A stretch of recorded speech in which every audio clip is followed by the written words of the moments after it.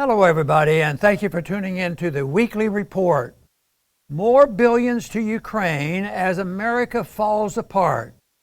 There's a video clip making the rounds showing President Biden speaking at a recent NATO summit about the $7 billion U.S. government had, at that time, provided to Ukraine. Attached to that is another clip showing the horrific state of several U.S. major cities, including in Pennsylvania, California, and Ohio.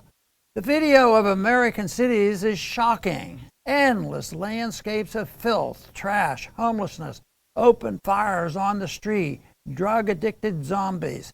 It doesn't look like America's most of us remember.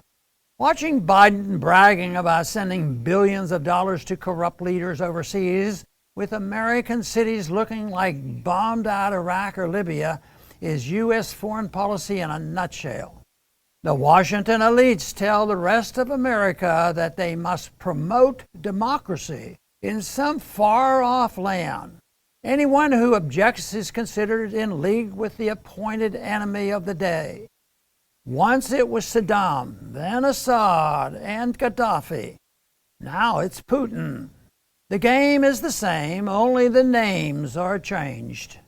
What is seldom asked is, what is in this deal for those Americans who suffer to pay for our interventionist foreign policy? Do they really think a working American in Ohio or Pennsylvania is better off or safer because we are supposedly protecting Ukraine's borders?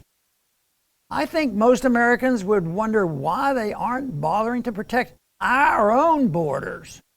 A reported 200,000 illegals crossed the border into the U.S. in July alone.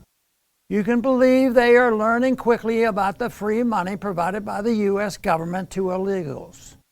They'll probably get a voting card as well. Last Friday, the Pentagon announced that yet another $775 million would be sent to Ukraine. As antiwar.com reported, it was the 18th weapons package to Ukraine in 6 months. Has there ever been a more idiotic U.S. intervention in history? Supporters of this proxy war may celebrate more aid to Ukraine, but the reality is that it is in no way aid to Ukraine.